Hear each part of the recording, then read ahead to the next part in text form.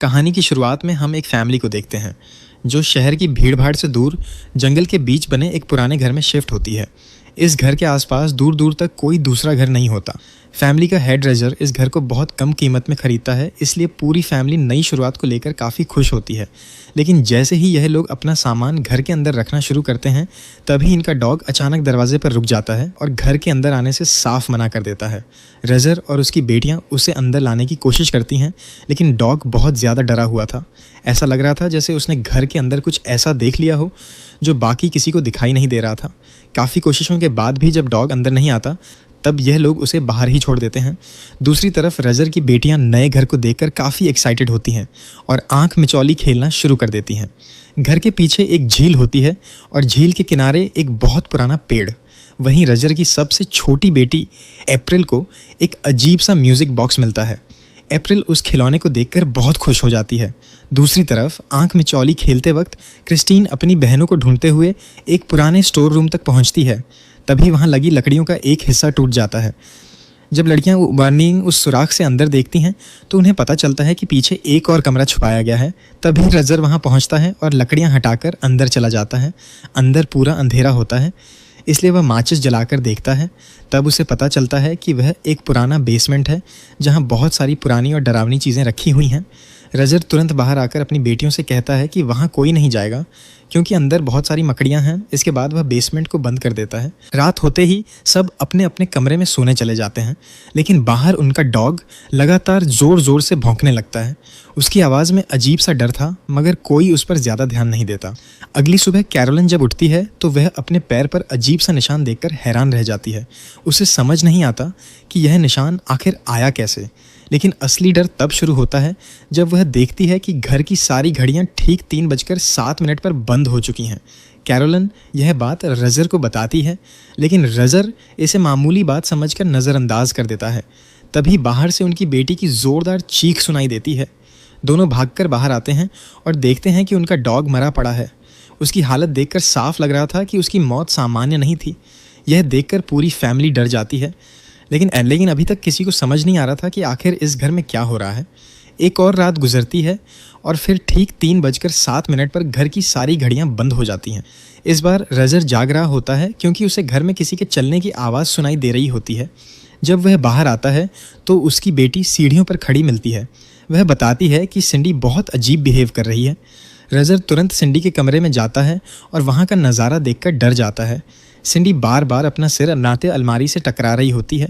Razor समझ नहीं पाता कि उसकी बेटी अचानक ऐसा क्यों कर रही है, क्योंकि उसने पहले कभी ऐसा नहीं किया था। वह सिंडी को पकड़कर वापस बेड पर सुला देता है। अगली सुबह कैरोलिन की बॉडी पर फिर एक नया निशान दिखाई देता है। अब उसे लगने लगता है कि शायद उसे कोई बीमारी हो गई है। उसी दौरान रेजर को छत से कुछ गिरने की आवाज़ सुनाई देती है। बाहर जाकर वह देखता है कि एक कबूतर छत से गिरकर तड़प तड़प कर मर जाता है। अब रेजर को भी महसूस होने लगता है कि इस घर में कुछ बहुत गलत है।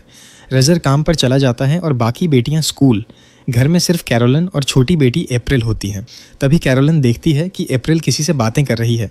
पूछने पर अप्रैल बताती है कि उसके म्यूज़िक बॉक्स में उसका दोस्त रहता है जिसका नाम रोरी है। कैरोलिन इसे बच्चों की कल्पना समझती है। वह म्यूज़िक बॉक्स चलाकर उसके शीशे में देखने की कोशिश करती है, लेकिन उसे कुछ दिखाई नहीं देता। इसके बाद अप्रैल अपनी माँ से आंख मिचौली खेलने को कहती है। कैरोलिन आंखों पर पट्टी बांध लेती है और अप्रैल घर में कहीं छुप जाती है। कैरोलिन उसे ढूंढते ढूंढते एक कमरे में पहुंचती है जहां एक अलमारी अपने आप खुल जाती है। कैरोलिन को लगता है कि अंदर अप्रैल छुपी है, इसीलिए वह कहती है क्लैप करो, और तभी अलमारी के अंदर से 2 हाथ निकलते हैं और 2 बार ताली बजाते हैं। कैरोलिन धीरे धीरे अलमारी की तरफ बढ़ती है। उसे अंदर किसी के सांस लेने की आवाज़ सुनाई देती है।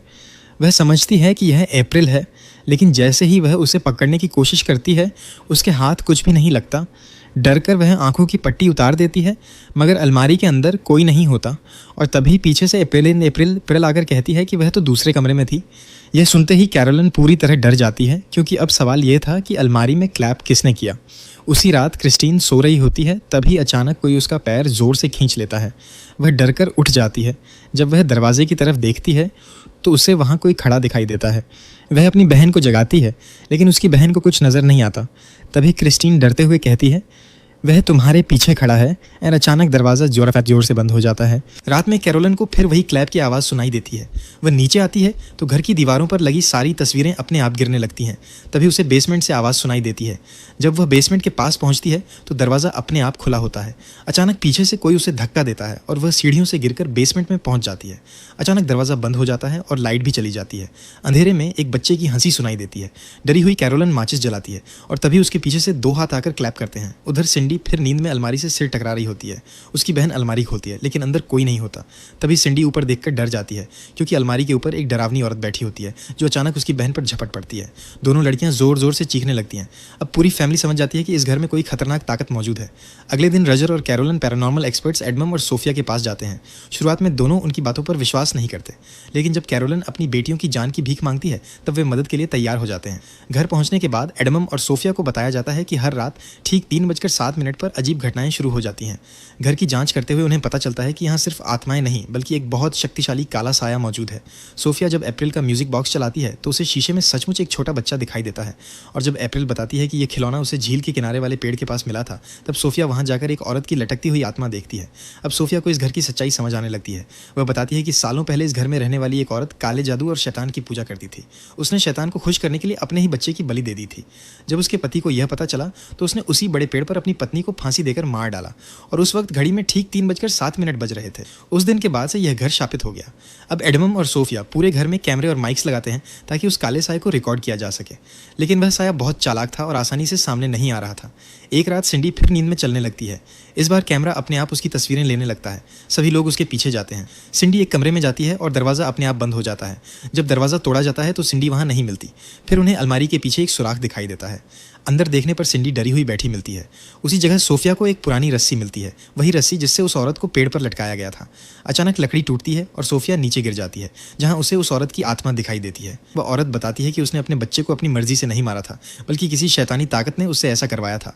लेकिन तभी वह काला साया उस औरत को गायब कर देता है और सोफिया पर हमला कर देता है। अब सोफिया समझ जाती है कि यह काला साया बच्चों को नहीं बल्कि उनकी माओं को अपने कब्जे में लेकर उनसे अपने ही बच्चों को मरवाता है और अब उसका अगला निशाना कैरोलन थी। तभी घर की चीज़ें अपने आप उड़ने लगती हैं। साया रजर की बेटी को दीवार पर पटक देता है। अब पूरी फैमिली घर छोड़ने का फैसला करती है, लेकिन तब तक बहुत देर हो चुकी होती है। काला साया कैरोलन पर पूरी तरह कब्जा कर चुका था। वह अपनी बेटियों अप्रैल और क्रिस्टीन को लेकर वापस उसी शापित घर में चली जाती है। जब रजर को यह पता चलता है तो वह तुरंत एडमम और सोफिया को कॉल करता है। सभी लोग घर पहुंचते हैं। दरवाज़ा अंदर से बंद होता है, इसलिए पुलिस ऑफिसर गोली मारकर लॉक तोड़ देता है। बेसमेंट में कैरोलन अपनी बेटी को मारने वाली होती है, लेकिन समय रहते हुए लोग उसे बचा लेते हैं। अब एडमम फैसला करता है कि वह खुद एक्सोर्सिज्म करेगा। वह मंत्र पढ़ना शुरू करता है। पूरा बेसमेंट हिलने लगता है। कुर्सियां हवा में उड़ने लगती हैं। घर के बाहर काले कौवे मंडराने लगते हैं। कैरोलन पूरी तरह शैतान के कब्जे में होती है। तभी अप्रैल खतरे में पड़ जाती है और कैरोलन कैंची लेकर उसे मारने दौड़ती है, लेकिन उसी समय एडमम एक्सोर्सिज्म पूरा कर देता है और शैतान का असली नाम पुकारता है। नाम सुनते ही वह कमजोर होने लगता है। सोफिया कैरोलन को उसकी फैमिली और बच्चों की याद दिलाती है। धीरे धीरे कैरोलन अपने होश में वापस आने लगती है। आखिरकार अपने बच्चों के लिए प्यार उस शैतानी ताकत को हरा देता है और वह काला साया कैरोलन के शरीर को छोड़ देता है। होश में आने के बाद कैरोलन अपने बच्चों को गले लगा लेती है। पूरी फैमिली आखिरकार सुरक्षित बच जाती है और इसी के साथ खत्म होती है ये डरावनी लेकिन सच्ची घटनाओं से प्रेरित कहानी। अगर आपको वीडियो पसंद आई हो तो वीडियो को लाइक करें, चैनल को सब्सक्राइब करें और ऐसी ही मूवी एक्सप्लेन वीडियो के लिए जुड़े रहिए।